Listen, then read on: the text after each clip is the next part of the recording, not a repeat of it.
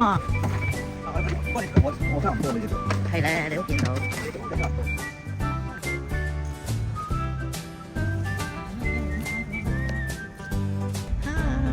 我哋而家準備去名古屋啦，搭呢個夜車準備去，好得意，不過好窄。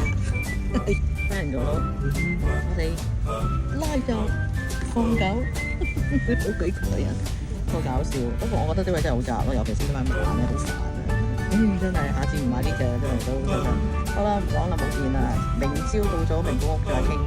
我哋咧終於喺呢個6點正咧坐呢個夜巴咧就嚟到咗呢個名古屋啦。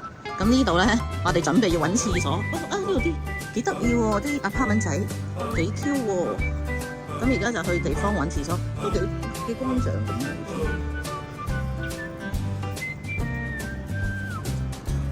而家6點幾咋？係。我個電咧，電話咧冇電啊，好多麵包車啊，麵包車啊。